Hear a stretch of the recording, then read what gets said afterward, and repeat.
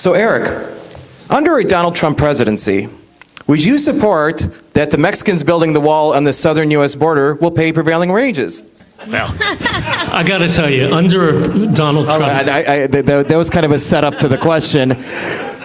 You know, I'll make a stretch again. I know, well, that joke went over like a lead balloon. So if you do not believe in building a wall on the border, what is your view of immigration in the 24th Congressional District and for our nation? So. First of all, the thought of a Donald Trump who is someone outside the boundaries of democracy and decency and civility as our president is frightening, and I think it ought to be resisted at every level right away. I blame I like John Katko. I differ from some folks maybe. Nice enough guy. I cannot accept anyone who has power entertaining the idea that they would have a blatantly racist, anti-Muslim, anti-anyone as a president. So I sort of start there. So I don't like the 38-foot wall. I might go for 20 feet. No. No. We have many undocumented people who contribute to our society. I just ran a conference around the issues of undocumented persons.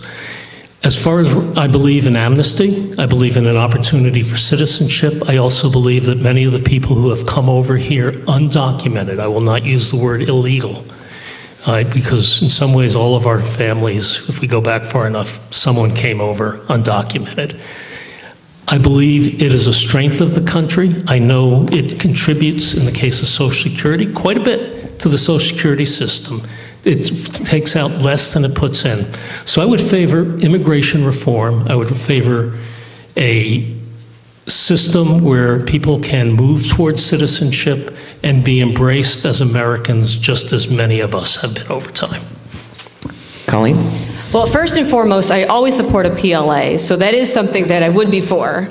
But absolutely, I mean, I can't imagine Donald Trump being president, the terrible rhetoric that he's using, the disgusting things he's saying about women, his racist, xenophobic remarks are just unacceptable and beneath the office of president.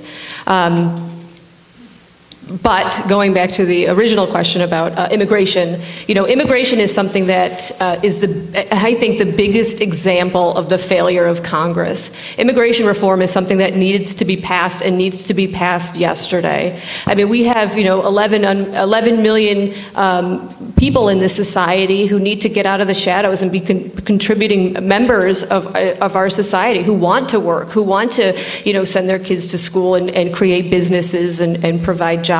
So we need to work very hard to make sure that we are finally getting something done, and we need to elect more Democrats who will actually go to Congress and want to fight hard to make sure that we can represent people. America was built on immigrants and those seeking a better life, and there is no reason now why we have to stop what our founding fathers actually wanted us to be.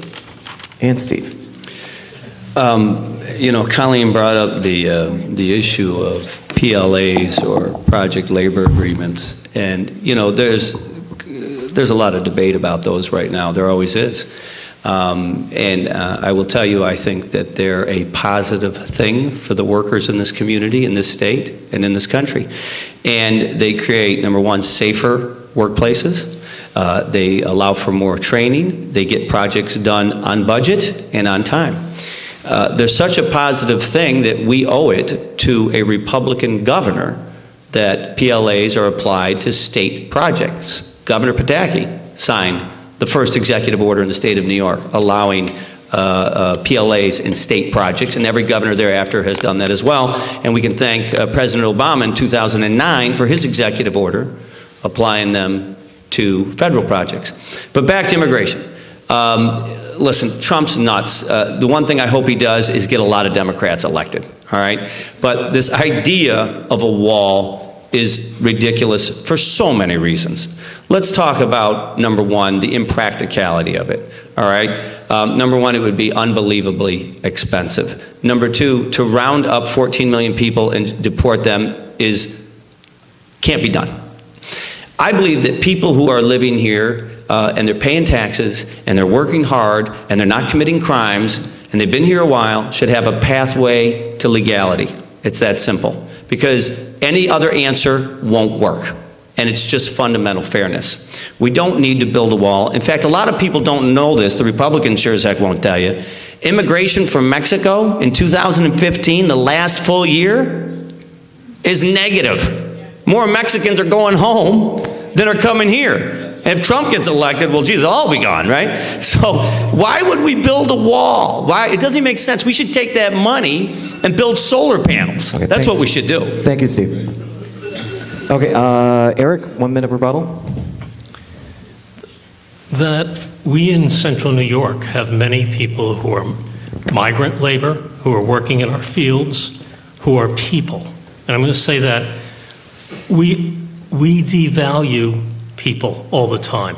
They are devalued. They have kids who were born in this country, who want to go to school in this country. They are oftentimes locked into living in sharecropping-like situations where they don't have access to a car and they don't have access to opportunities that we take for granted. So the piece I would say here is, well, I don't mean to be too corny, but I mean it.